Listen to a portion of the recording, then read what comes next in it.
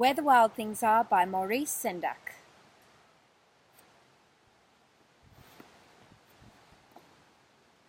Where the Wild Things Are.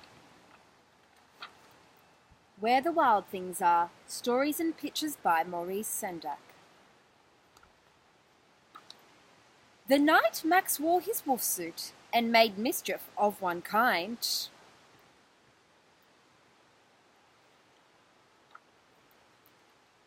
and another,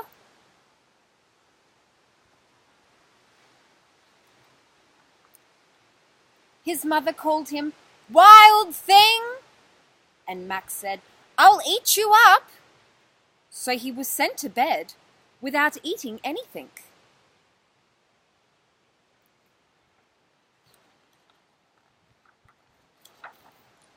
That very night in Max's room, a forest grew.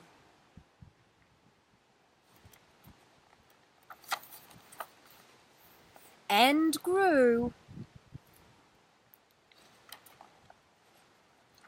And grew until his ceiling hung with vines and the walls became the world all around.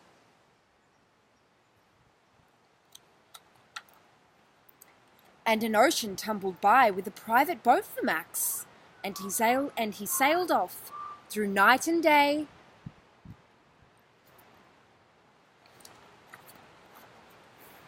and in and out of weeks, and almost over a year to where the wild things are.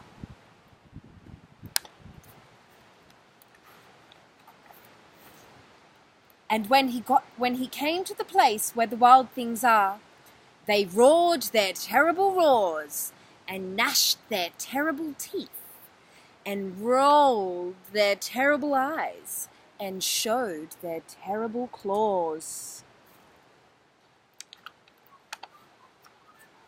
Till Max said, "Be still!" and tamed them with the magic trick of staring into all their yellow eyes without blinking once. And they were frightened, and they called him the most wild thing of all.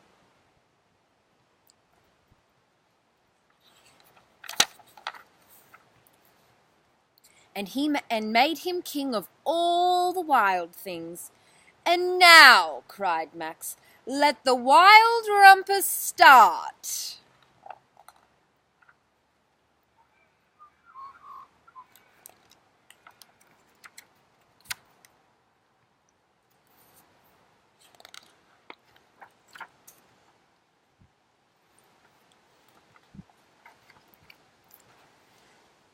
"Now stop," Max said, and sent the wild things off to bed without their supper.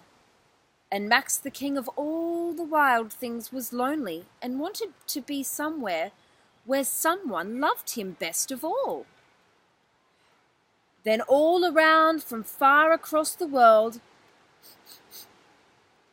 he smelled good things to eat.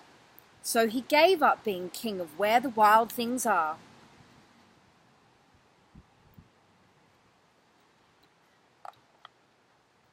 But the wild things cried, "Oh, please don't go, we'll eat you up, we love you so." And Max said no. The wild things roared their terrible roars, and gnashed their terrible teeth, and rolled their terrible eyes, and showed their terrible claws. But Max stepped into his private boat and waved goodbye, and sailed back over a year, and in and out of weeks, and through a day.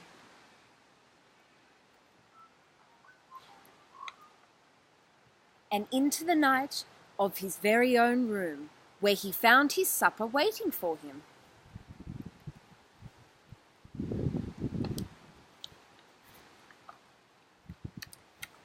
And it was still hot.